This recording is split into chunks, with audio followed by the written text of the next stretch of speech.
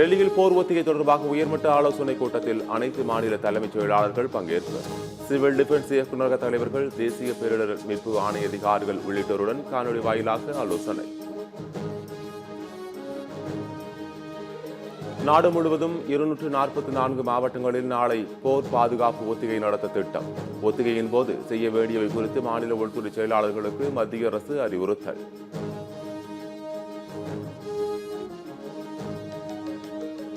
தமிழ்நாட்டில் சென்னை கல்பாக்கம் அணுமின் நிலைய பகுதிகளில் நாளை போர்க்கால ஒத்திகை. சைரன் ஒலி, அவசர கால வெளியேற்றம் உள்ளிட்ட ஒத்திகை நடத்த திட்டம்.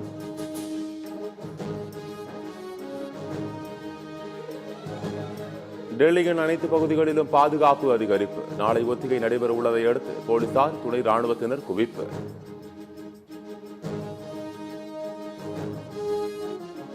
உத்தரப்பிரதேசம் லக்னோவில் காவல்துறை மேற்கொண்ட ஒத்திகை. போர் விமானங்களுக்கான அபாய ஒலி எழுப்பப்பட்டால் செய்ய வேண்டியவை குறித்து மக்களுக்கு விளக்கம்.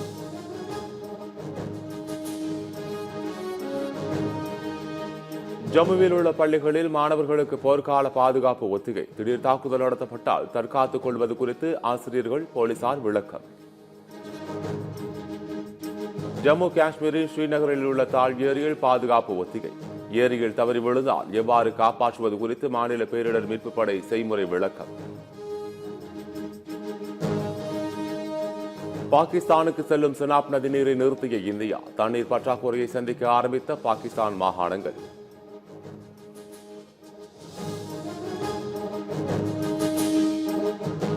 டெல்லியில் பிரதமர் மோடியுடன் தேசிய பாதுகாப்பு ஆலோசகர் அஜித் தோவல் சந்திப்பு.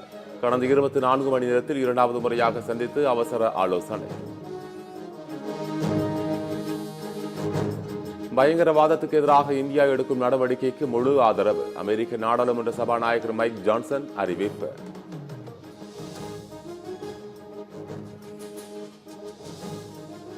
பாகிஸ்தான் பிரதமர் ஷெபாஸ் ஷெரீப்புடன் ஐநா பொதுச் செயலாளர் அன்டோனியோ குட்டரஸ் தொலைபேசியில் பேச்சு. இந்தியா நாளை போர் ஒத்திகையில் ஈடுபடும் நிலையில் அவசர ஆலோசனை.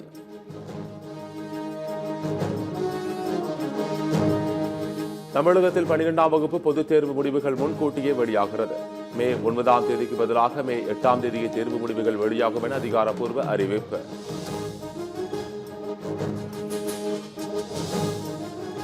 அமைச்சர்கள், திமுக பேச்சாளர்கள் ரீல்ஸ் போல சுருக்கமாகவும் கண்ணியத்துடனும் பேச வேண்டும்.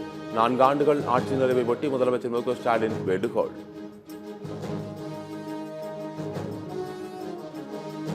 நடப்பாண்டில் தென்மேற்கு பருவமழை ஜூன் மாதத்திற்கு பதிலாக மே மாதமே தொடங்க உள்ளதாக தகவல். வரும் 13ஆம் தேதி தென்மேற்கு பருவமழை தொடங்கும் என இந்திய வானிலை ஆய்வு மையம் தகவல்.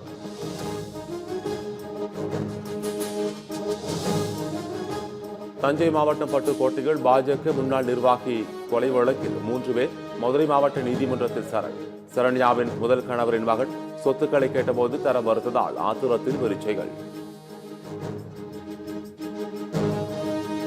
புதுக்கோட்டை மாவட்டம் வடகாடு பகுதியில் ஏற்பட்ட பிரச்சனையில் காயம் ஏற்பட்டு 10க்கும் மேற்பட்டவர்கள் மருத்துவமனையில் அனுமதி. அமைச்சர் ரகுபதி அரசு மருத்துவமனையில் நேரில் நலம் விசாரித்து ஆறுதல். கொடநாடு கொலை வழக்கு முன்னாள் முதலமைச்சர் ஜெயலலிதாவின் உதவியாளர் பூங்குன்றன் நேரில் சிபிசிஐடி அலுவலகத்தில் ஆஜர்.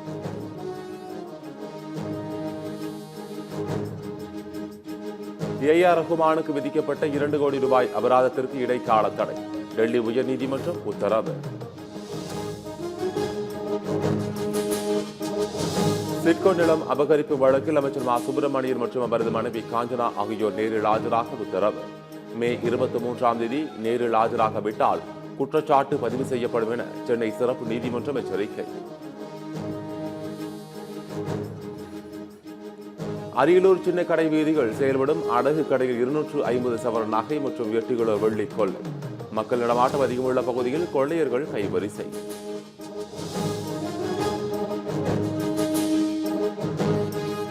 தொட்டப்பட்டா காட்சி முனையில் முகாமிட்டுள்ள காட்டு யானையை மயக்க ஊசி செலுத்தி பிடிக்க முடிவு. யானை இருக்கும் இடத்தை ட்ரோன் மூலம் நோட்டமிடும் வனத்துறை.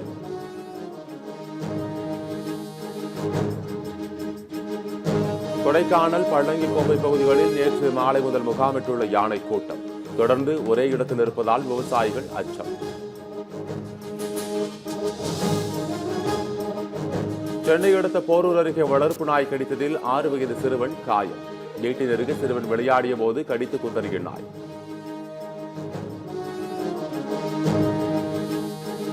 திருப்பூரில் வாகன சோதனையின் போது இருசக்கர வாகன ஓட்டி பணம் பறித்த வழக்கு.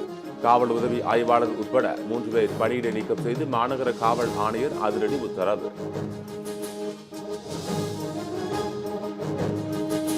ஐபிஎல் தொடரின் இன்றைய போட்டியில் மும்பை குஜராத் அணிகள் பல பரீட்சை. ஐபிஎல் புள்ளிப்பட்டியலில் முதலிடத்தை பிடிக்க இரு அணிகளும் தீவிரம்.